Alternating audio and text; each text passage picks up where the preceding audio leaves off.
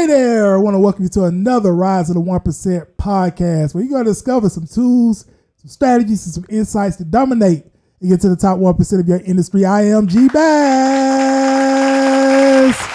And on today's Rise of the 1% podcast episode, I got a friend of mine who I actually been knowing since high school. We actually went to the same high school in Decatur, Georgia. We'll get into all of that in the episode.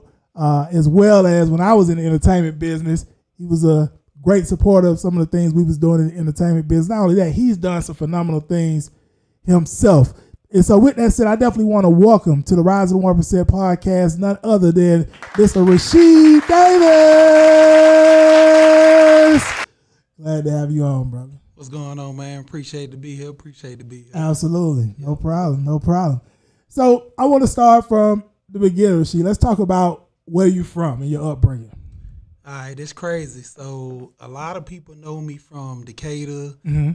A couple people know me from the West Side when I was younger, but actually, military kid. I was born, actually, nobody know this, but Bree and a couple other close friends, Albuquerque, New Mexico. Albuquerque, New Mexico. Wow. Yeah, man. Wow. Yeah. Okay. How long you was over there? Man, till I was about 5 years old. Oh, wow. Yeah. Wow. Okay. What had you come here to the States? Mainly was the death in the family. You know, mom passed.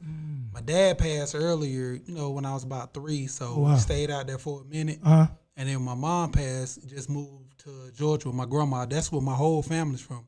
Actually, my whole family from Georgia. So moved to Georgia, got connected back in with the family. But we mostly traveled everywhere, man. But, that was my birthplace right there. Yeah. Yep. Yeah. Where are some of the places you all traveled to?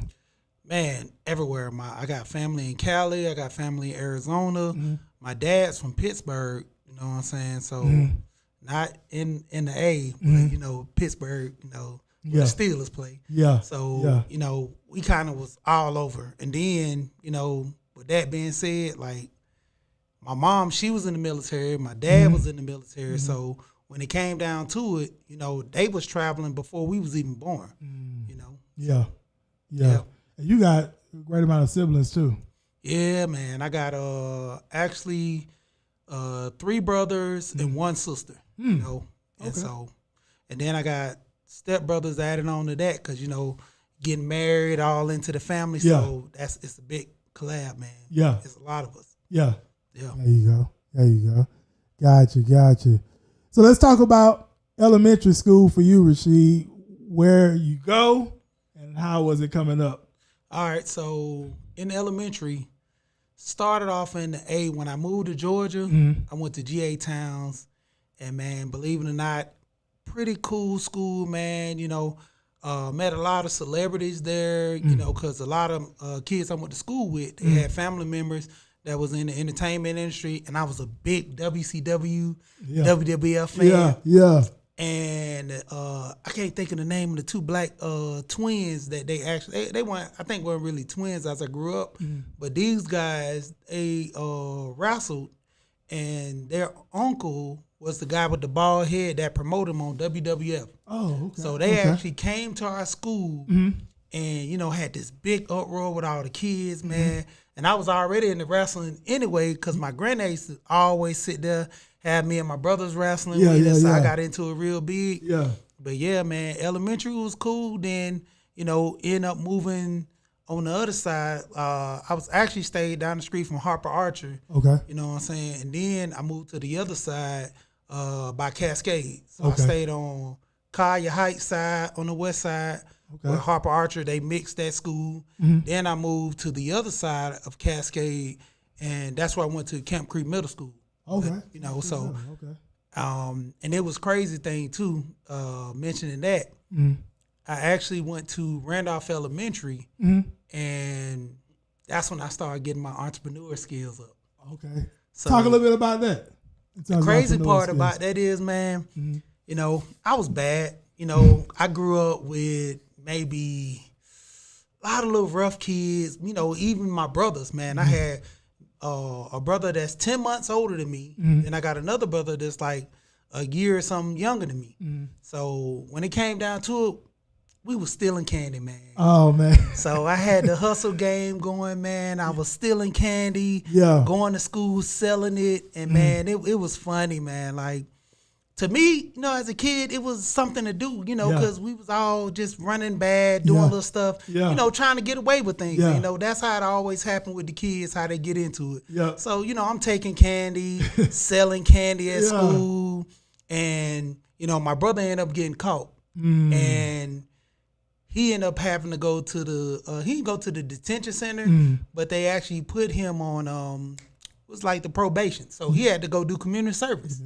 Gotcha. And man, that community service was crazy. And I was glad I didn't get caught. Yeah. See, he got caught with a whole bag of candy, and that kind of steered me away from doing it as much. Yeah. Because I'm like, man, there's consequences. Because I used to always steal candy when I was younger and never got caught. So I had a knack for it. Just some.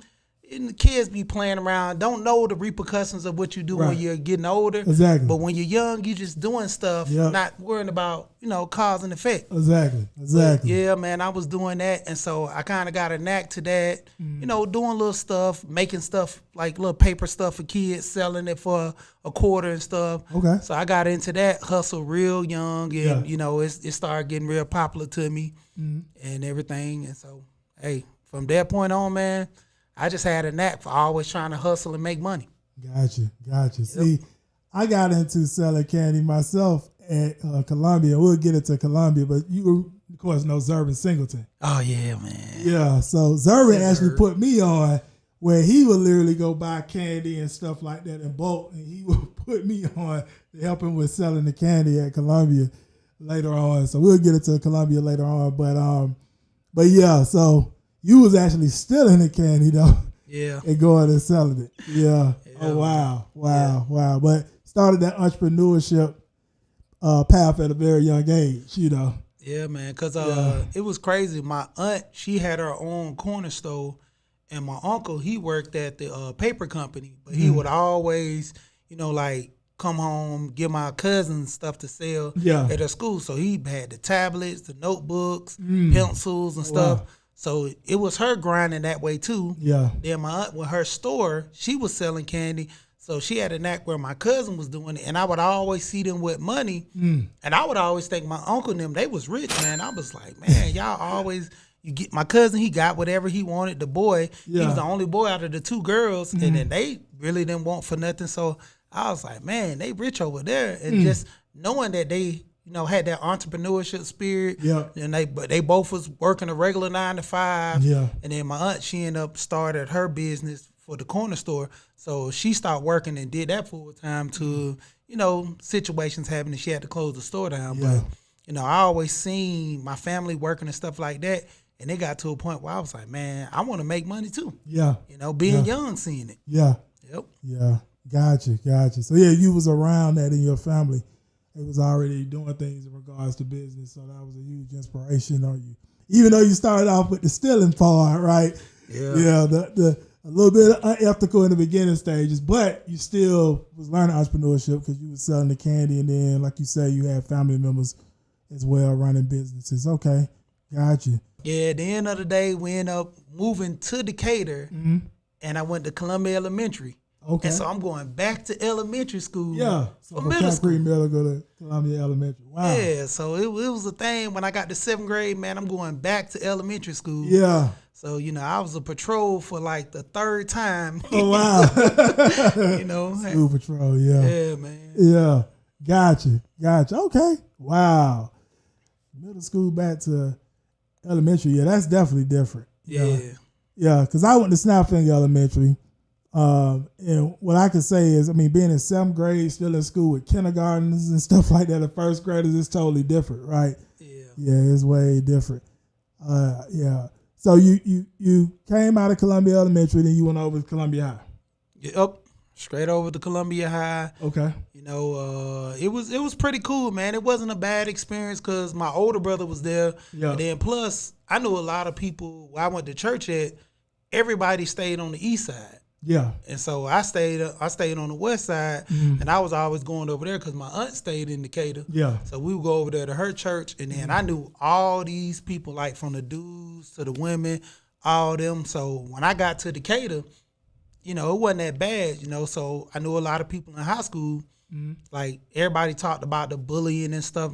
Never really seen it when I got to high school. Yeah. Plus yeah. I was big for my size, so it was kind of a thing too. I ain't messing with you, Rasheed. Yeah. Because while we was at Columbia, you got into wrestling. And like you said, that started from your childhood, but you got into wrestling. Let's talk a little bit about that.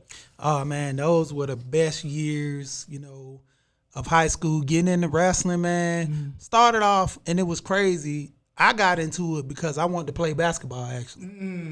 And the basketball coach was the 8th grade football coach. All we did was condition.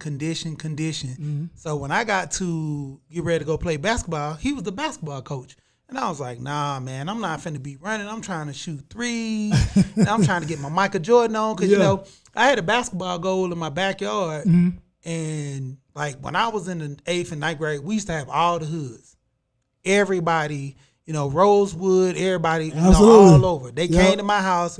We balled for the hoods over there. So no Irish Lane, McAfee, Snapping, everybody come over there. You had to rep your hood in my backyard. And then you came out. I'm sitting right in front of Columbia High School. And that was the crazy part. I remember you stayed right across the street. And I was literally late.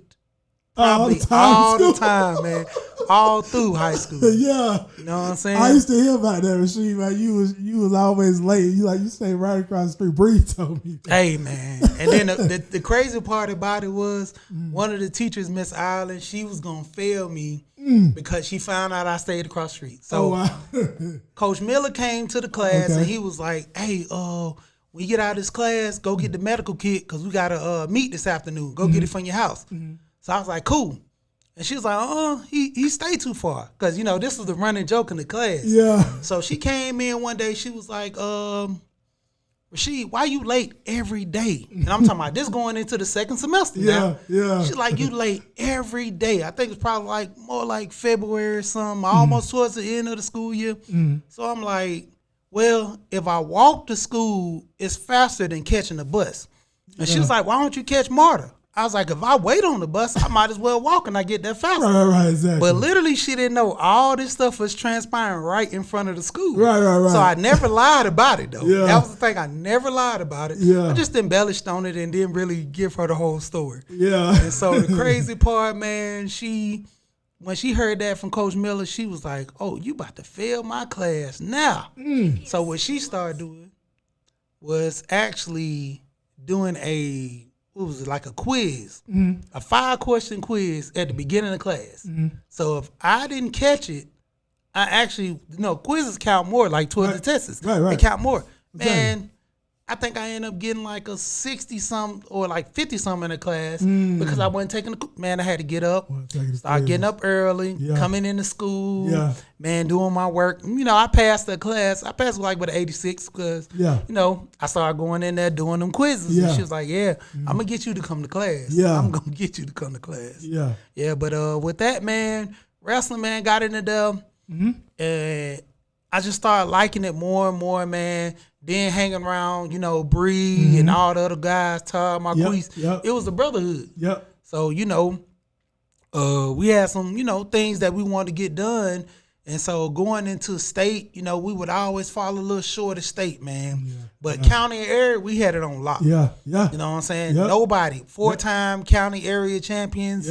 Like every year we broke a record of the highest points made as far as county and area. We was dominating. Even after we left, Zerb and them kept it going. Zerb and Josh. And then that last year, I actually ended up coaching going into that second year I graduated. And Cameron and Jawan, little brother, Robeson. Xavier Robinson. He that was the last year. Coach Miller and them was all joined together, and I was helping them coach. And I was like, man, we had a phenomenal team. Coach Miller and them showed us about teamwork. Outside the mat, we did our work because we had to wrestle. Right. I ain't gonna say the guy name, but one of them, he kind of experienced that because he didn't, kind of messing around and playing, and the teacher ended up failing him, man, and he couldn't even go to state, and he was candidate to probably be the number one person to win state, man. Dang. And that hit him so hard. I bet. Man, and so he took it serious from that point. Everybody else, man, we was like, man, it's like life for us, man. Yeah. You know, so being at that moment, nobody wanted to fail. And Coach Miller was like, that was a prime example, because that was one situation where I know he regretted it to this day, man. But, you know, when he got back his senior year, he came out on top, man. Yeah. You know, he came out on top. So he got the books handled in terms of the schoolwork. Yep. Alongside wrestling, Yeah, because that was one of the biggest things that they didn't play with, because they say, man, you know, you can wrestle all day, but if you don't have the book smarts to it, man, you ain't going to go far in life, because this is just high school. Right. Exactly. Coach Johnson always told us, man, I'm not preparing you to just wrestle at me. I'm preparing you for life. Right. You know, giving life lessons, talking to us. You know, I still talk to those guys to this day. Yeah. You know, I still help Coach Miller at North Drew Hill, man. Okay. You know, he moved around Tucker. I was over there too. Yeah. You know? Okay. Yep. That's great stuff, Rasheed. I love it. Man. I love it. Yeah, Rasheed, you was putting them down, man. 152 weight class, man. And I remember you was putting them down. I conditioned with you. I didn't take the wrestling as serious as you all. I was more into music, and then I was attempting to do baseball as well. But I did condition with you all. Bree actually taught me into it, and I can tell you the practices was very strenuous, man. Like on a whole nother level. I think that helped me to this day, to be quite frank with you. You know what I mean? In terms of like just going hard in different things that I do. You know what I mean? In terms of the level of conditioning that was done at Columbia. But like you say, dominating county and area at the time, just was having issues in terms of state at times. Yeah, man. Yeah. Yep. Got you. So talk about this, you know, Rasheed. Any other lessons you want to talk about from Columbia before we move forward? You know, the crazy part too is while we was in school, I actually was working at the time as well. So I started off, you know, working at Six Flags in the 9th grade. Okay. Left there. Every summer I had a job working at a moving company. Yeah. And I was making good money, dog. Like 9th grade, $500 a week. And I'm like, man, this some good money. So when I graduated, I started making even more money. Yeah. You know, and the crazy part, I had a partial scholarship to go to William Penn. There's a guy from McNair by the name of Darren Cotton, man. Real good in wrestling, man. Yeah, I know you're talking about. Jumped in the Big Ten and he won. Real good guy, man. Yeah. And he went up to William Penn. But my thing was, I was making so much money at that moving company. I was like, man, do I want to go get in debt or just do this? And man, I'm just gonna make the money now. Yeah. And so, you know, I was thinking about that because I was already still working a promotion job while I was in high school. Okay. You know, shout out to Coach Johnson and one of my other coaches, Coach Black. Yep. He worked for V103. Coach Black. Yep. So when he worked for V103, he had me do all his promotion, him and Johnson. So they was like competing. Yeah. And I actually became the manager of both of their companies. So I would hire Bree and them, and you know, we all go around do promote, and it was like, man, it was so fun because I'm like, I'm hanging with my boys. Yeah, we go do promotion, right? Then we'll kick it and go, you know, drink, do what we gonna do, have fun. But at the same time, it was always cool to work, and I'd be like, man, I have to stay on them, be like, hey, man, let's get this work done. Yep. Then we go play, and then you know, like I said, I had the money, so I was like, man, if you ain't got no job. And we going to the club, I'm paying. I'm paying to get in. All I need to do is, you know, stay down. Let's get this money, do this work. Yeah. I'm paying them out my pocket because at the time when we was doing promotion, we didn't get paid till the promote gig got done. So sometime it'll be a week. Sometime it'll be a month. Yep. Like when we used to do the movie promote, it'll be like a month and a half sometime. So I would pay them out my pocket. And my coach was like, man, how you doing this? And like, what you doing? And everybody, even, you know, shout out to Bree Mom. Yeah. She always said, do Rasheed sell drugs? Like, what is he doing? Like, how he giving y'all money? Yeah. Y'all working for him, and he work, like, how is he giving y'all money like that? And like I said, I just had a good job. Like, everybody used to always think I was selling drugs or doing something under the table because, you know, at the time, I was always dressing fresh. Yeah. You know, I was always, you know, moving, making moves. Yeah. But, you know, it's like, looking back on it, man, I could have been putting that money into stock, buying houses. But it was just the whole thing of me never taught the information. Yeah, so when it came down to it, I was always dedicated to, man, I'm finna ball out. You know, that YOLO. I was doing YOLO back in the day. Like, I only live once, man. Yeah. I'm going to the mall. I'm spending $500 on this, $1,000 on this. I'm finna go over here, buy bottles. Like, you know, that was the biggest thing. You know, when we graduated, Uncle Dave's house. Yep, I remember being at Uncle Dave's house. Everybody at the Columbia that was somebody that was doing something, we all went to Uncle Dave's house. Uncle Dave's house, definitely. Man, I'm talking about we over there balling, man. Just like, this was the crazy part. And, you know, I can go to Glenwood right now. They got a drive-through over there. Where the checkers at? They got a drive-through Glenwood. Yep. Liquor store, I've been going there ever since I was in the 10th grade, bro.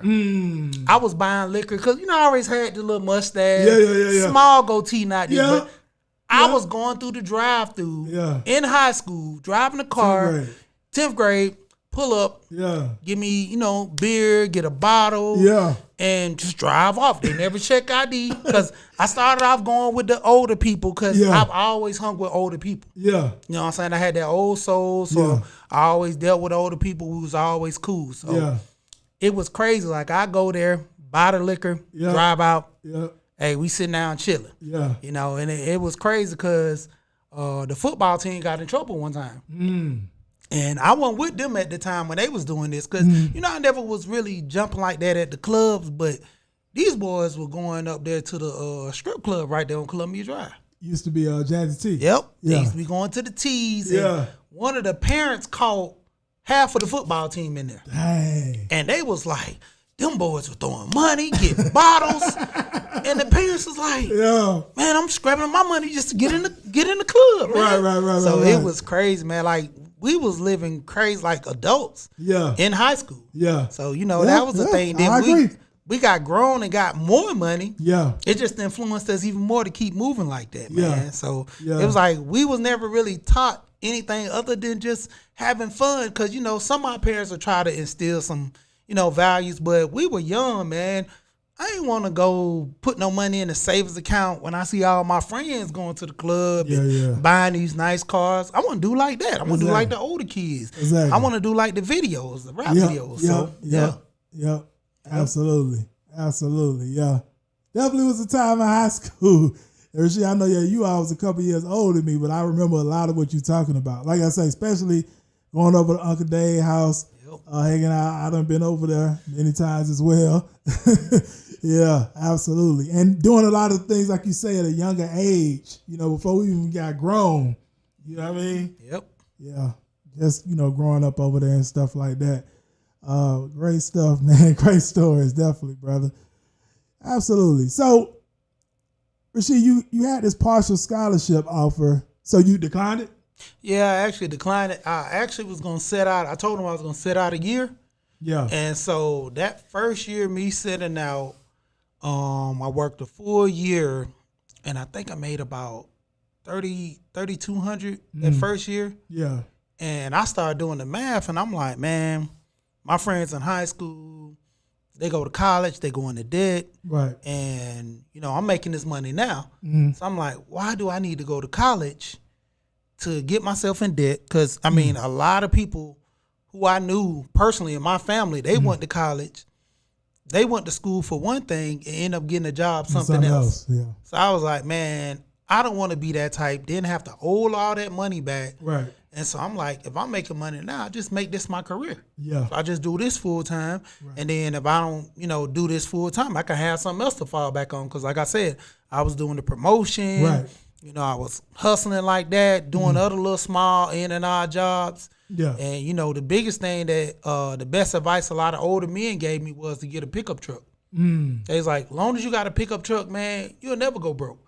There's always something need to be moved. There's always, you know, just in and out. Somebody need 10 bags of mulch. Go pick it up. Somebody needs a flat screen. You know, 80-inch TV can't fit in the back of a Honda. So, hey, you need a pickup truck. So that was a key thing about, you know, just me just grinding and always trying to make money and hustle. So, hey, that was a big thing for me. There you go. So, Rasheed, let's talk a little bit about this because I know you was talking about you working different type of jobs, you had different hustles, you was doing some things in regards to promotions.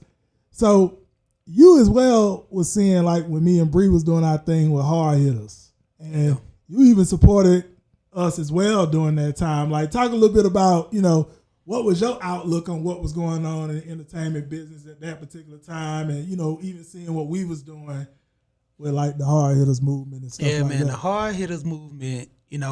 I was there when y'all, was doing the grind, doing the hustle. I come back in town, and I'd be like, man.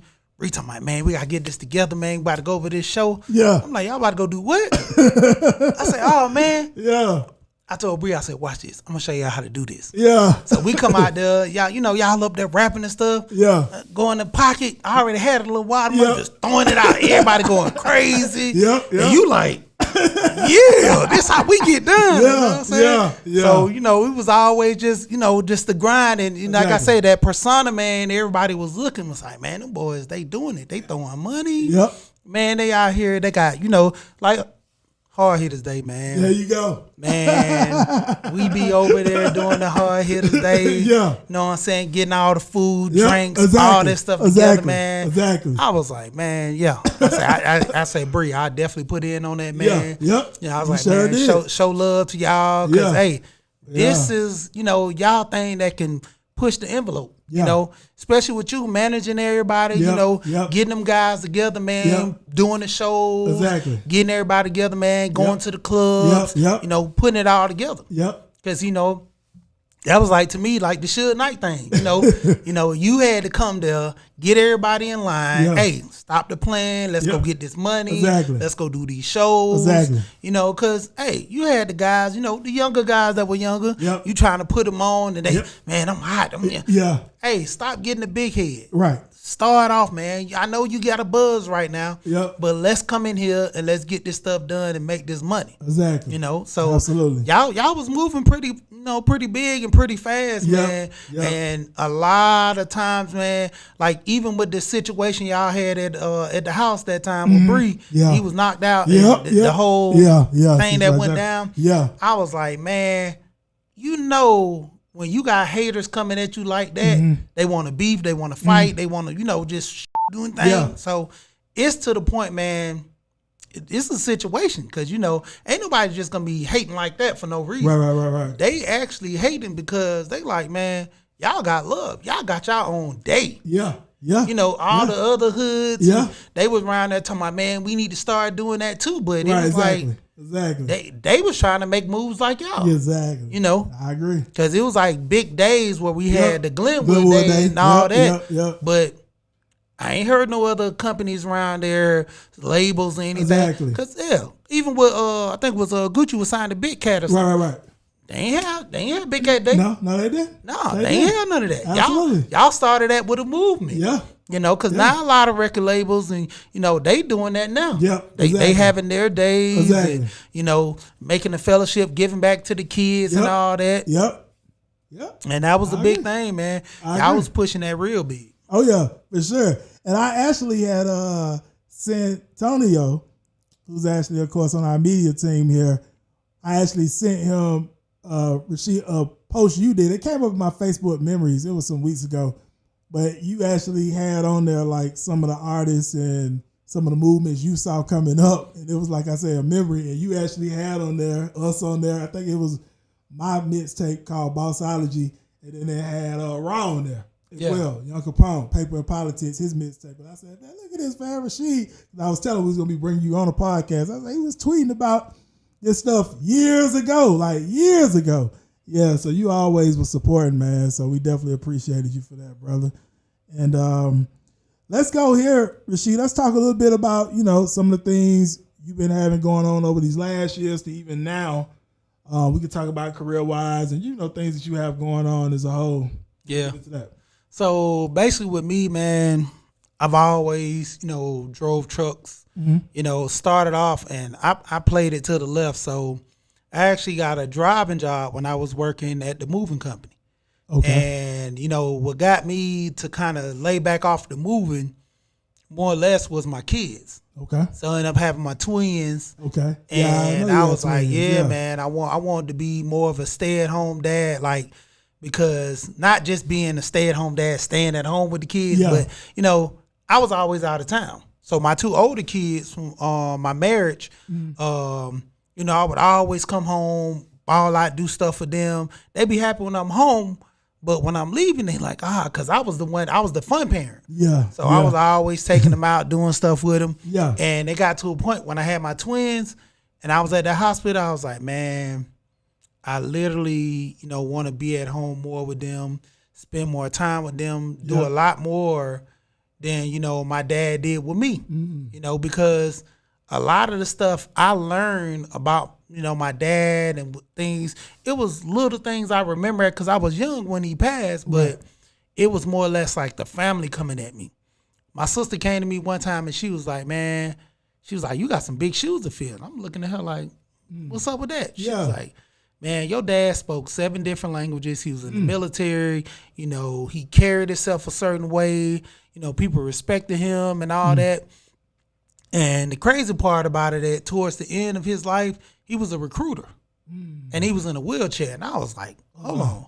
So you mean to tell me somebody in a wheelchair, man, I'm not going to the military. If I see somebody in a wheelchair trying to recruit me, and they was like, man, the way he talked charismatically, man, he grabbed him. Right. You know, he was having so many recruits because, you know, he was telling them, hey, man, I fought for my country, this and that. But at the same time, like, look at the honor I have. Look what I'm doing for myself. And I'm still, you know, not letting this hurt me with my legs like this. And I'm still doing what I need to do to provide for the country. So she real big on that with the family and everything. But, you know, with that being said, I started telling my kids that, you know, I got to start doing more with y'all. So I told my wife, I was like, yeah, I'm coming off the road. So I started driving, got pretty, you know, into the driving in the moving company. Left there, started doing other driving jobs. And, you know, like I said, I always had that grind and that hustle. So the biggest thing with me was, as I got older, starting to retain and get more knowledge. You know, because I wanted to pass this off down to my kids, let them learn. So I kind of got into, you know, just YouTube and things of that nature. So I started off, you know, channel, talking with some guys and everything, and everything was pretty cool. You know, they telling guys like, man, look, if you want to go farther in life, this is what you need to do. Help yourself out, this and that. So I started, you know, I'm started feeling it, and I started getting another job. So I was working 2 jobs just to be at home with the kids. And one job, you know, more labor intense, I'm working. Then the other job laid back. Man, I'm not really doing as much. You know, just the whole thing, it was an easy paycheck. So my thing was to hustle more than anything. I always liked to hustle, like everybody. And this is the funny part about it. So my wife is Jamaican. Oh, okay. And I actually was talking to my friends about that. Even my aunt, she told me that. She was like, you married a Jamaican. You not Jamaican. Why you got a whole bunch of jobs? So, you know, shout out to that Living Color. Y'all got to look at Living Color where the man was like, I got 3 jobs, man, 3 jobs. You know, so everybody would always mess with me because of that, because I was always constantly working. You know, like somebody called me like, hey, man, I need a sofa move. I'm like, all right, I got you. Then somebody else called me like, hey, man, you coming in to work today? I'm like, yeah, I'm coming to work. So I go to work, do that, get off, go move that sofa, get off, go do something else, then go to the little part-time and go do that. So, you know, like, definitely hustling. because at the point I'm at, I think it was like before 19, you know, the C19, I ended up actually was working at a delivery job, easy job, laid back, and then turned around, I was working at AAA. Okay. And the AAA job was so a breeze, man. I just switched batteries, changed tires, so easy. And it got to the point, man, and everybody's like, man, why you working 2 jobs? I'm like, I ain't doing nothing. My first delivery job, I got paid salary and commission. So they worked a deal to where I get a set salary. All I got to do is come to work. Then I get a percentage off of anything I deliver. Compared to coming in, working, you know, 8 hours and stuff like that. So when I was doing that, I was coming in, I was like, oh, so if I work fast, I can just get off early. I'm coming in at 6, getting off at 12 every day. And I'm like, man, I got to do something else with my time, man. I could be making more money like this. So I'm out, when I got the AAA job, doing that. That was a breeze. Yeah. The guy didn't even want to hire me because he was like, man, our guys, we do at least a minimum of, 10 hours or so. Yeah. And so he was like, but we'll give it a try. And I started doing pretty good. My numbers were, just spiking real good. And he was like, I got guys working full time, can't even do what you do, and you doing it in like 6 hours. So that was the thing. And they was like, man, they love me, man. And it was always love, yeah.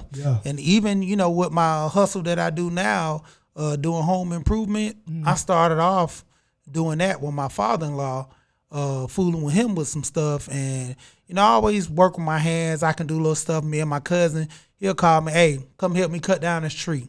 Hey, come help me put it in a door. Yeah. Because the crazy part is I worked with my granddad. He had his own burglar bar company. I was 10 years old putting up burglar bar doors. Ooh. And I'm like welding, man, welding. I can do a lot of stuff with your hands. Yeah. So, I'm real handy. So yeah. It was nothing to me to, just be doing handy stuff. So yeah. A lot of the work that I get is word of mouth. So I don't even have to advertise. Yeah, if you can get it consistent coming in, definitely. Yeah, and that's the biggest thing right now. Like, I'm trying to get my boys into not even going to college, just going to get a trade. I say, go get a trade first. Once you get that trade, if you don't like, messing with toilets or wiring up a building, electricity work, man, just go to college. Yeah. Pick out a career. You want to be lawyer, doctor, whatever. You want to go into some type of therapy, go do it. But try to get the trade first, because my thing is, while you're in college, you could be working and making the money to pay off that college debt. That's true. Yeah. So, like I told them, I told my 2 oldest kids, I said, look, I'm not paying for your college because I've seen young kids don't take college serious. I've seen people fail out the first semester. Yeah. And then they come back and say, well, I got to find a way to get back in, because it was the party. Yeah. It was the party lifestyle. No, you wasn't that good in high school, or you didn't take high school serious. College is going to be 10 times worse, because nobody's sitting there telling you, hey, get up and go to class. That's true. Hey, class at 9. You got to be there at 9. No, you go when you want. You missed the test like I was doing. Yeah. Hey, that's what you do. You failed a grade. Right. The professors are looking at that. Exactly. That was the thing. Yeah. Yep. For sure. So Rasheed, you done did a lot of things, like you say, handyman work. Yep. Definitely, man, over the years. Okay. A lot of different hustles, man. Yeah, you got a strong work ethic. Yeah, man. Man. Yep. Strong work ethic. I love it though. And you instilling that in your sons too, as they're coming up. Yep. And too, why are we talking about this? So there's another hustle that I got going on too. So, in high school, I was big on fashion. That was my thing, to go to school and become a fashion designer. Okay. And so my everybody that knew, like Marquise and all them, I had started a clothing line in high school called Scarred Nation. Okay. And everybody, they was rocking with it. And what that means? Scarred Nation? Yeah. So Scarred Nation, and this was crazy. I was young and I was thinking about this. It's more or less a playoff on the racism and just the things that are going on in society. And I'm like, man, the nation is scarred by this. And everybody was like, why Scarred Nation? Because at first I was looking at it, and everybody, I was big on Scarface because I was wearing a nice Scarface, so everybody thought it was like Scarface Nation. And I was like, nah, not Scarface, man. Scarred Nation is about, just a playoff on the society and what everybody's going through, jobs, just racism being pushed. Yeah. So that was the thing. So, me and a couple of my boys, my brother, we got talking. And so he was like, man, I'm finna start me a clothing company, because, it's like that thing that everybody's doing it. And he was like, you'll help me push it? He's like, you help me push it, and we'll work together doing this. So it was always been in the making, fooling with each other and stuff. So, when it came down to it. Yeah, let's check it out. Okay. Pull out the slide. Let you see the slide. Oh, okay. So these are the slides right here. Yeah, put it in the camera, yeah. These are the slides right here. Oh, dope, man. Nice. Yeah, man. Yeah. Fly. You know, and he got the metal and everything on there. Everybody say they real comfortable, man. Yeah. You know, and look comfortable, yeah. Start doing it. Like, he got to get bigger sizes, but man, he had a truckload of this dropping at my house. I'm like, hey, bro, I got like 30 something whatever at the house. Like, what's going on? So he just like dropping like crazy. Mm-hmm. And I'm like, man, all right. I was like, so you want to do this? Yeah. Let's go. Yeah. So I'm like, hey, this add a part to my hustle, man. You know. I see you. You know. Okay. This the front. All right. Follow the money lifestyle. Yep. Oh man, that's nice. I like that logo too. Yeah, man. That's dope. I love it, man. I love it. Yep. So we got to support you as well. I love it. Yeah, man. It got to a point, man. We started, doing it. And had my boys actually, rocking it at school, showing their friends and everything. So I was telling them, I said, man, when it come down to it, I'm like, this gonna be a family business. Yeah. It's like, what y'all want to do? Do y'all actually want to make money? Because I'm like, every time you sell a T-shirt, that's money going into your pocket. You know, money going into the family. There you go. And that's the whole motivation. Because like I said, start learning. Right. And, the biggest thing, I want to touch on this too, with my great-grandma. She actually, when I was younger in high school, before she passed, she was always saying about getting life insurance. And this is the crazy part to that. Yeah, I know. You told me you got into insurance, right? I got about three policies. Oh, okay. My wife got 2. I got 3. My 14-year-old boys, they got policies. They got IULs. Okay. Everybody talk about the IUL. They got IULs at, 10 years old. And that was one of the big things that I got from one of my boys up in New York. Yeah. Alonzo Hall. I was talking to him, and me and this guy, we actually met on YouTube. Oh, okay. So we started talking and everything, and he told me sold insurance. And when I started, questioning him about certain things, he's like, do you sell insurance? I'm like, nah. I'm just real endowed in it because my whole thing is like follow the money. Right. I'm following the money, you know? So I know that with the Rothschilds, you had the Rockefellers, the Kennedys, all them, they life insurance policies are real big. Yeah. And a lot of people, don't understand that there's a lot of money in these life insurance policies. And if you, structure them right, man, you can make a lot of money. So my great-grandma, she would always say, don't be a burden. Don't be a burden to nobody. Get your policies, do what you're supposed to do. And when you pass, leave something to the next generation. Yeah. So that was always the big thing for me with getting that life insurance, trying to help, my kids, trying to help, the family and all. That's why I got so many policies. Even my wife, I was telling her, I said, well, I'm not worrying about you getting a lot of policies because, I grind, I hustle. So if something happens to her, I'm going to still have to rise up to the occasion and still do what I do. Right. But with her, back in the day, they would always have it to where if a husband died, then she would have to go and hurry up and get remarried because, the bills don't stop. Right. So that's the whole thing with me with getting these policies to where life still goes on. Right. If she want to move back to Jamaica, if she want to get a house in Jamaica, she can get it with my policy. And I'm not getting a shy policy. The guy that Alonzo that I talked about, me and him was having our conversation. He was saying that a lot of black people buy policies more than any other race, but to the point we buy wrong.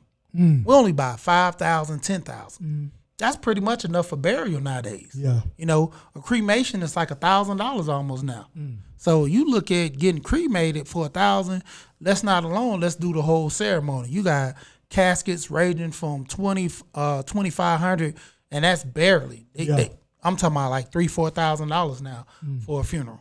So just for the casket. Then you talking about, let's go with where the repast is gonna be, where the funeral is gonna be at. If you don't have a home church, all that stuff, man, it costs. Yeah. So like I said, me looking into the knowledge, I'm looking at, man, I'm gonna go ahead, get my wife set up, I'm gonna get the kids set up. Like my dad, I found out you know, when I turned 18, my dad had a trust for us. And so I was like, dang, you know, he was really planning all this stuff. Yeah. By him being in the military, just really planning. But I never got all that lesson. So as I got older, I started getting that knowledge, you know, being on the internet, because my whole thing is looking for the information is out here. We just don't know where it's at because we're not looking for it. Right. So, you know, that was my big thing, to go out here and look for the knowledge.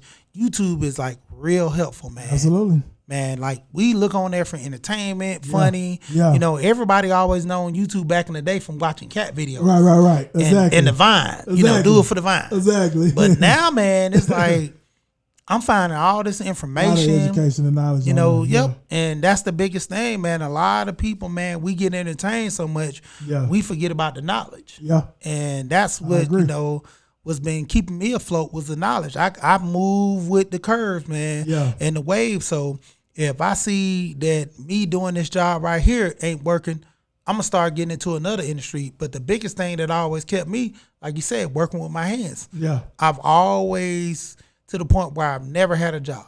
You know, even to a point where I started it was a non-emergency company where we pick up people, take them to dialysis, take them to doctor's appointments and everything. Started that company. It was pretty good, doing well. Yeah. Me and my business partner didn't really see eye to eye. And so, you know, versus someone gave me the advice to go ahead and, you know, not deal with him and just start something else. At that point, that was probably the only time where I didn't have a job, because I was like, man, I'm just going to chill out for a minute. Yeah. Then the chilling got to the point where I'm getting picky. I don't want to work this. I don't want to work that. And to the point where I'm like, I go get a job. I do something part-time.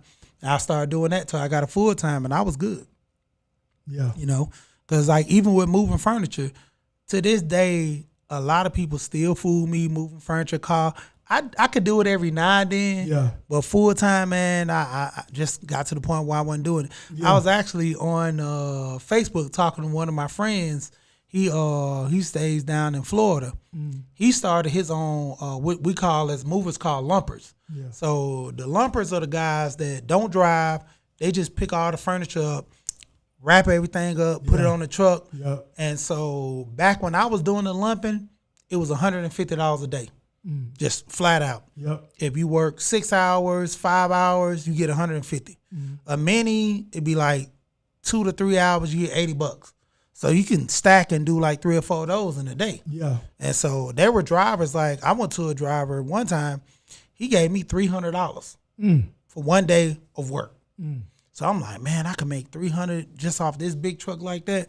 So start doing the hustle. Like I was talking to him the other day. He was like, his son makes $350, and I think his son only 19 years old. $350 a day moving furniture. So, you know, that's like a good opportunity for some kids that want to work hard. Straight out of high school, young. Man, they can make that money no problem. And, you know, like I said, it's all about that drive and that work ethic that people want to do. A lot of people, man, they just, you know, want the money. Like, get it, come to them. Nah, the whole thing of working hard is actually, you know, it pays off. You know, that's why I say I'm good with my hands. I always got to a point where, you know, like everybody in my family had jobs. They worked. They had some on the side they was doing, you know, even to the point where the people sell plates on Instagram now. That's a big thing, man. You know, what's the girl, Cooking with Kaya? You know, she got big off of just making videos about cooking. I mean, you know how crazy it is, dude. Like, and she said she started like 2 years ago. She just started cooking 2 years before she got famous. Blew up on TikTok and Instagram cooking.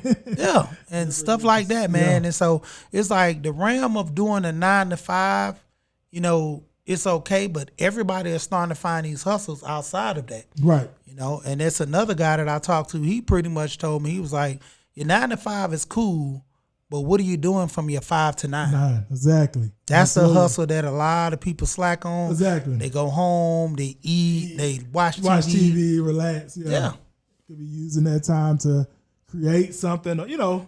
That regarding the business on the side. You can make passive income real easy by going to work, doing DoorDash, and making that money, putting it in a REAP or something, learning how to put it in the stock or stock options or whatever. You got to learn that stock options. Right. You get into that and just let the money sit there and game, man. Yeah. It's all type of hustle. You don't even know about stocks. You can find other things to put money into. Right. You know, it's just that lazy mentality to where you don't want to get up, you don't work, you don't eat. Right. You know, and that's where a lot of people fall short at, man, just not really putting in that work, you know, that grind to make the money. Yeah. But you sitting at the next man looking at him hating like, man, how did he get all this? Man, he made all this. You know, hard work, dedication pays off. Exactly. Yeah. Absolutely. 100%. 100%. Great gems in this, Rasheed. Definitely from what you was talking about in regards to insurance. Of course, you can even work towards creating wealth within insurance as well.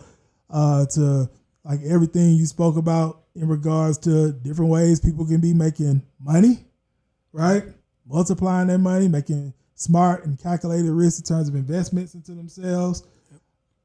Great information, man. So even how you can set up your kids the right way. I love all that. Let me ask you this, Rasheed, before we get ready to wrap. What does the 1% mean to you? The 1%, man, it means a quality of life. Okay. You know, so going to work every day, you can look at that being the 1%, but the 1% mindset is doing whatever you want. You know, having freedom. Yeah. That's the real 1%, is having the freedom. Absolutely. So, you know, going to work, that's your leisure. A lot of people like their jobs. Yeah. A lot of people like the 9 to 5. Yeah. They like going into the office, man. I've dealt with countless of customers that I deal with, man. They have money upon money. But it's just something about them going into work, seeing their coworkers, they're cool, and, you know, they're at that top. You know, I got a couple of guys where this one guy I know, he has property in St. Thomas. Okay. He literally has 7 villas overlooking the water. He has a property down here that I help him manage in America, which he stays in, but he only stays in that property maybe a week or two, like vacationing when we go. Yeah. He actually lives over there, and he conducts his business. He still works for the company in America, but, you know, he works remotely. So you can look at that as the 1%. Yeah. You know, because he still works. Yeah. Has a plethora of investments and money that he deals with, but, you know, he just like his freedom. Yeah. You know, he don't have to go into the office. Yeah. And he was doing this before the virtual everything happened. Yeah. You know, this was his lifestyle before the 19. He was already doing this. So, you know, like I said, the 1% is that quality of life, that freedom that you have. Absolutely. And that's where a lot of people are trying to research or get to that point. And that's my whole thing too, because I like working my hands. You know, I like the freedom of, if I want to leave this job, I got something to fall back on. Yeah. I never have an issue with, you know, leaving a job. To the point, I can honestly say I've never been fired from a job. Every job I left that job either before I got fired, anything, nothing like that. But the point of it is, I never really got fired from a job. There's only one job that I actually lost, is because they moved the company. And I didn't want to take the plunge to move to Texas. So I was like, I was good. I'm just going to stay here and find another job. But other than that, man, you know, good work ethic pays off, man. A lot of companies, you know, they're kind of steering away from that longevity in employees. Yeah. You know, Absolutely. you look at the fact of the matter is, you have an employee 10, 15 years, tenure.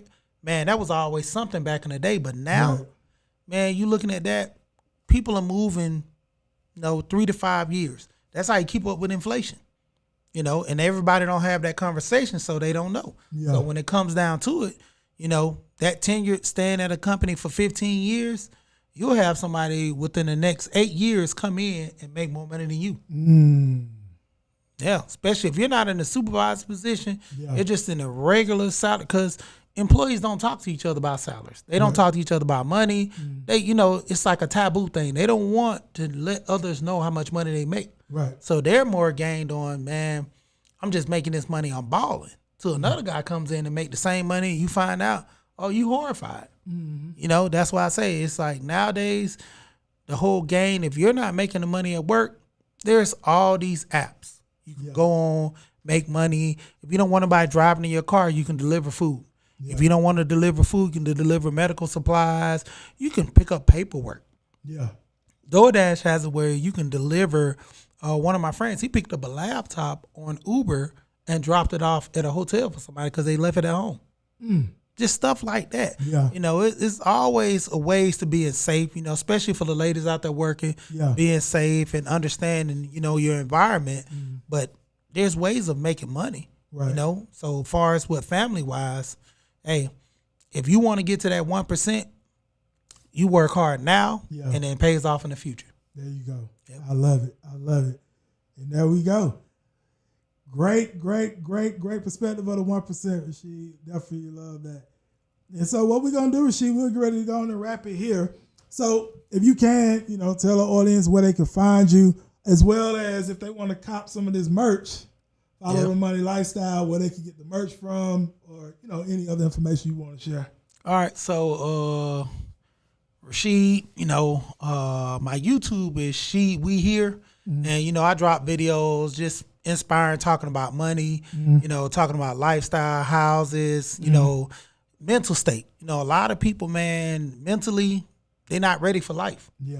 You know, a lot of people, they don't have that mother and father to lean on, family members they can talk to. Man, talk to somebody. You got to have one person at least in your life that you can, you know, be in confidant with. And sometimes, man, it's just going to therapy helps. Yeah. You know, you might have to go to therapy because sometimes, like they say, parents just don't understand. Right. You got to go to therapy. But, you know, We Here on YouTube, Instagram, and Follow the Money Lifestyle. The website's going to be back up. We had an issue with our Shopify, so we got to get that situated. But website come back up, man. We about to be fully running. Okay. All right. Great stuff. Appreciate you again, Rasheed. This is definitely a great conversation. A lot of great information, man. I even got some insights out of it myself.